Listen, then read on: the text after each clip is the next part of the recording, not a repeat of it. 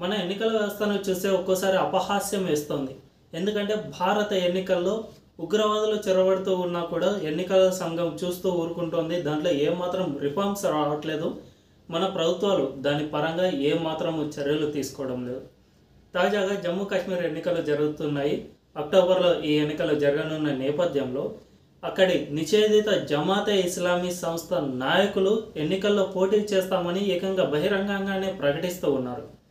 తాజాగా ఆ సంస్థకు చెందిన నాయకులు తాము 12 చోట్ల పోటీ చేస్తామని ప్రకటించారు. ప్రస్తుతానికి 6 చోట్ల ఇప్పటికే నామినేషన్ వేస్తూ ఉన్నాము. ఇండిపెండెంట్లుగా మేము పోటీ చేస్తాము. ఎందుకంటే మేము ఇప్పటికిప్పుడు జమాతే సంస్థపై నిషేధం ఉంది కాబట్టి ఇప్పటికిప్పుడు సొంతంగా ఒక ఆర్గనైజేషన్ ఏర్పాటు చేసుకుని దాని తరపున పోటీ చేద్దామని భావించాము. కానీ మాకు సమయం తక్కువ ఉంది కాబట్టి ఇండిపెండెంట్గా పోటీ చేసి గెలుపొందాలని భావించాము. అందువల్ల 12 స్థానాల్లో పోటీ చేయాలని నిర్ణయించుకున్నామని జమాతే ఇస్లామీ నాయకులే చెప్పారు. అంటే దీన్ని 2019లో కేంద్ర ప్రభుత్వం నిషేధించింది. ఇది ఉగ్రవాద కార్యకలాపాలకు పాల్పడుతుంది కాశ్మీర్లో, కాబట్టి దీన్ని నిషేధిస్తున్నామని కేంద్ర ప్రభుత్వం ప్రకటించింది. 2024 అంటే రీసెంట్గా ఫిబ్రవరిలో కూడా ఈ నిషేధాన్ని మరో 5 ఏళ్ళు పొడిగించింది. ఏదైనా ఒక సంస్థను నిషేధించాలంటే కేవలం 5 ఏళ్ల టర్మ్ వరకే నిషేధించగలరు.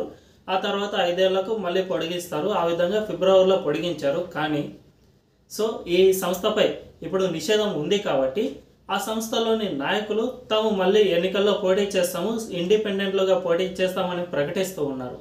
అంటే ఒక నిషేధిత ఉగ్రవాద సంస్థలోని నాయకులు ఎన్నికల్లో ఏకంగా పోటీ చేస్తూ ఉన్నారు. అయితే ఉగ్రవాదులు ఎన్నికల్లో పోటీ చేయడం ఇదే తొలిసారి కాదు.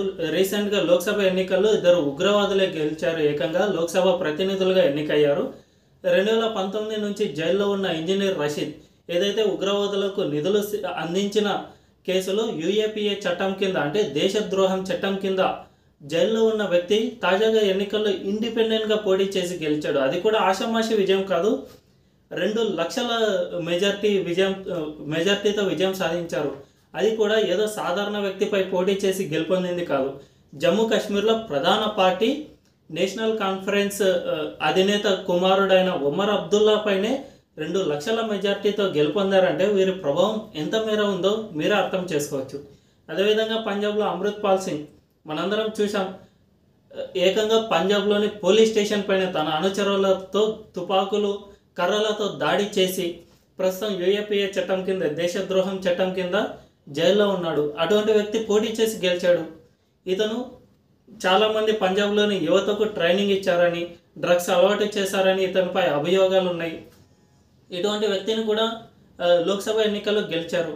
తాజాగా ఇప్పుడు జమాతే ఇస్లామీ నాయకులు అదే ప్రకటిస్తున్నారు, తాము ఎన్నికల్లో పోటీ చేస్తాము, 12 చోట్ల ఇండిపెండెంట్లుగా పోటీ చేస్తామని ప్రకటిస్తూ ఉన్నారు. కాబట్టి వీరిలో కొద్ది మంది అయినా గెలిచే అవకాశం లేకపోలేదు.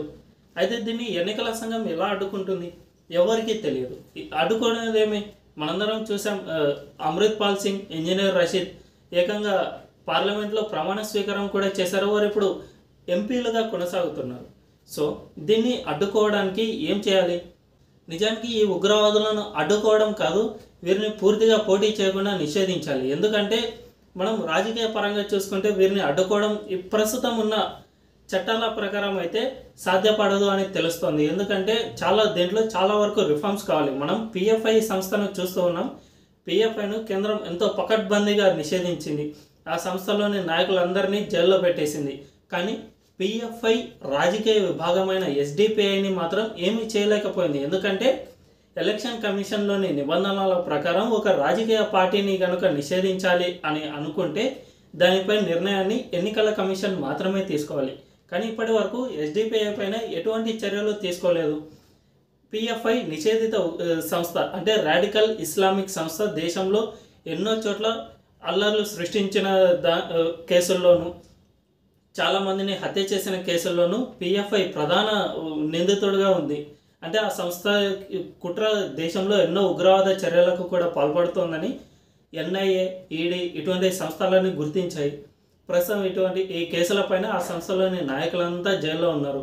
మనం 2001లో ఒకసారి పరిశీలిస్తే అప్పుడు వాజ్పేయి ప్రభుత్వం సిమి ఉగ్రవాద సంస్థను నిషేధించింది. ఈ సిమి ఉగ్రవాద సంస్థలను నిషేధించే క్రమంలో చేసిన ఒకే ఒక తప్పు ఏమిటంటే మనం పిఎఫ్ఐలో చూసాం ఎప్పుడైతే పిఎఫ్ఐపై కేంద్ర ప్రభుత్వం నిషేధం ప్రకటించిందో వెంటనే ఆ సంస్థ నాయకులందరిపై ఎన్ఐఏ ఈడీ దాడులు నిర్వహించి వారందరినీ అరెస్టు చేసి వెంటనే జైల్లో వేసాయి. ప్రస్తుతం వారందరిపై విచారణ కొనసాగుతుంది.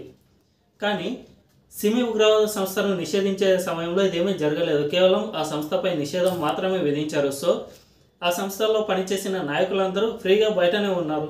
వారిపై ఎటువంటి కేసులు లేవు కాబట్టి వారు బయటనే ఉన్నారు. ఆ తర్వాత వీళ్ళే పిఎఫ్ఐ లాంటి ఉగ్రవాద సంస్థను స్థాపించారు. కాబట్టి కేంద్ర ప్రభుత్వం ఈ పిఎఫ్ఐను నిషేధించేటప్పుడు మాత్రం పకడ్బందీగా చర్యలు తీసుకుంది. ఆ సంస్థలో పనిచేసిన నాయకులందరిపైన కేసులు పెట్టి వారిని ఇప్పుడు జైల్లో తోసేసింది. అదేవిధంగా జమాతే ఇస్లామీ సంస్థను నిషేధించేటప్పుడు ఎందుకు చేయలేదు అన్నది ఇక్కడ ప్రధాన సందేహంగా మారింది. అయితే కేంద్ర ప్రభుత్వం ఇంత సుదీర్ఘంగా ఆలోచించలేదా? ఒక్కసారి నిషేధిస్తే వాళ్ళు పోటీ చేసే అవకాశం ఉంది అని ఆలోచించలేదా? లేదా అంటే 2019లో కాశ్మీర్లో ఆర్టికల్ 370 ఇంకా కొద్ది రోజుల వరకు అమల్లో ఉండేది.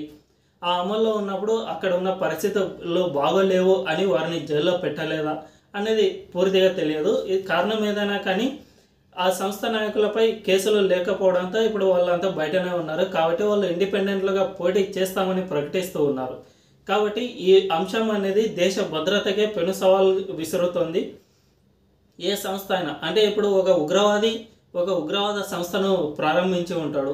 ఆ సంస్థను ప్రారంభించిన తర్వాత ఆ సంస్థ ఎన్నో దేశ వ్యతిరేక కార్యకలాపాలకు పాల్పడుతుంది. ఉగ్రవాద సంస్థ అంటే మనందరికీ తెలుసు, దేశంలో ఎక్కడైనా బాంబులు పెట్టవచ్చు, ఎక్కడైనా పేల్చవచ్చు. సో ఆ సంస్థపై నిషేధం విధించిన తర్వాత ఆ సంస్థను స్థాపించిన నాయకుడు బయట తిరిగితే ఇక దానిపై నిషేధంకి ఏ వాల్యూ ఉంది? అదే వ్యక్తి మరుసటి రోజు ఇంకో సంస్థను స్థాపించగలడు, ఇంకో సంస్థను స్థాపించి అదే పనికి పాల్పడతాడు. కాబట్టి ఏదైనా సంస్థలను దేశద్రోహ చట్టం కింద నిషేధించిన అంటే వాటిపై నిషేధం విధించినా కూడా పకడ్బందీగా నిషేధించాల్సిన అవసరం ఎంతైనా ఉంది.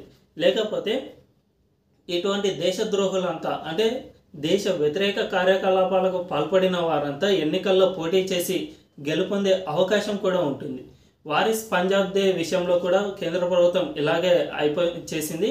అయితే దీనిపై సరిగ్గా రిఫార్మ్స్ తీసుకురావాల్సిన అవసరం ఉంది. ఇటువంటి వారిని అస్సలు ఎన్నికల్లో పోటీ చేయకుండా నిషేధించాల్సిన అవసరం ఎంతైనా ఉంది. ఎందుకంటే మనందరం చూస్తూ ఉన్నాం, చాలామంది యూఏపీఏ దేశద్రోహ చట్టం కింద అరెస్ట్ అయిన వారిని కూడా సమర్థించే వ్యక్తులు మన దేశంలో చాలామంది ఉన్నారు. కాంగ్రెస్తో పాటు ఇండి కూటమి ఈ పార్టీలన్నీ దేశద్రోహ చట్టాన్ని నిషేధించాలి అంటే ఆ చట్టమే ఎత్తివేయాలి అని చాలాసార్లు డిమాండ్లు కూడా చేశాయి. ఎందుకంటే ఈ పార్టీలకు మద్దతు ఇచ్చేది దేశద్రోహులే కదా. అందుకే ఈ పార్టీలన్నీ దేశద్రోహులను బయట ఉండాలి, వాళ్ళని జైల్లో వేయకూడదని కోరుకుంటాయి. కాబట్టి ఈ విధంగా దేశద్రోహులందరినీ ఈ యూఏపీఏ చట్టం కింద అరెస్ట్ అయిన వారందరిపై పూర్తి స్థాయిలో ఎన్నికల్లో కానీ బయట కానీ ఉండకుండా పూర్తి స్థాయిలో నిషేధించేలా ఒక చట్టాన్ని ఏమైనా తీసుకువస్తే చాలా బాగుంటుంది. లేదా అంటే మన దేశాన్ని నడిపేందుకు కీలకమైన చట్టాల తయారీని ఉగ్రవాదులే తయారు చేస్తారు. సాధారణ ప్రజలు దాన్ని అనుసరించాల్సిన అవసరం ఆగత్యం ఏర్పడుతుంది.